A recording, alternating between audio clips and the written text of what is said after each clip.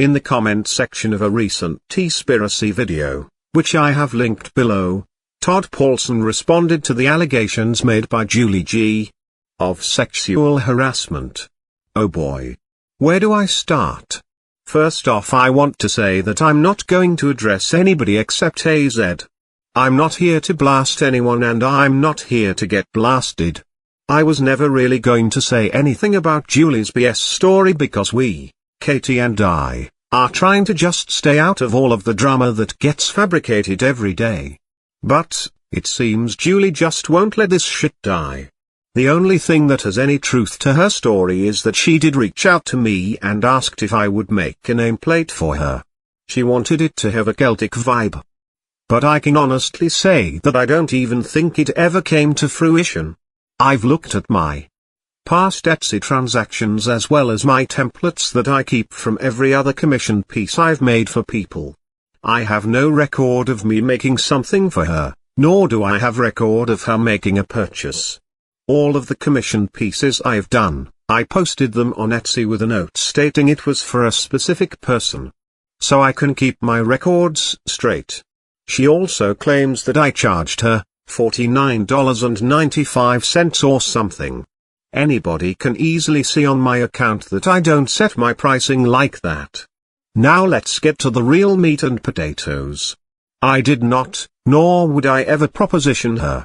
Number 1, as all of you can clearly see, I love my wife.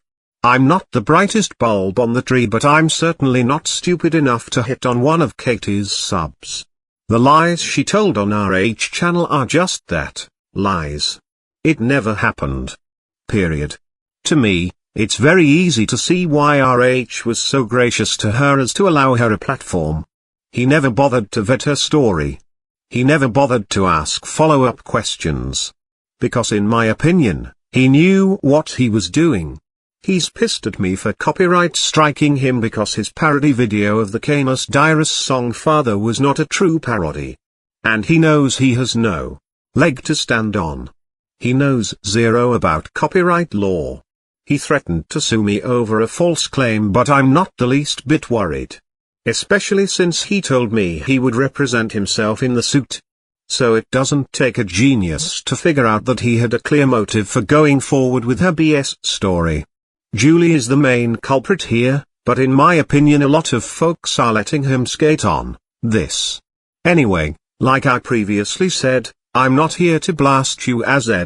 I'm simply here to help try and clear some things up. I've seen a lot of people pose the question of why haven't I commented on this. Well, so far I've not, because nobody has bothered to seek me out and ask me about it. People sure can find me social media and a lot of stuff about me when they have an agenda.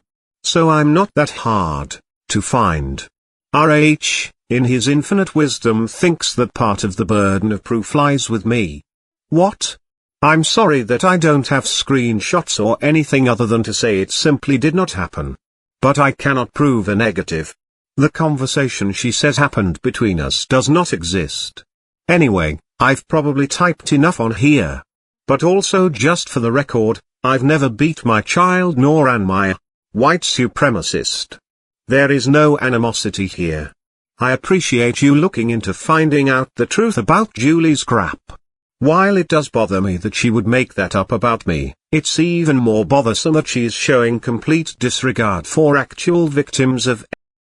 Well, dear viewers, I encourage you to please visit Teespiracy's channel for the details of this. I believe Todd. I may think Catherine I vile. I may have a good go at her often. But, it is important to stick to clips of the things that come directly from her mouth. Fabrication of tall tales is not the way.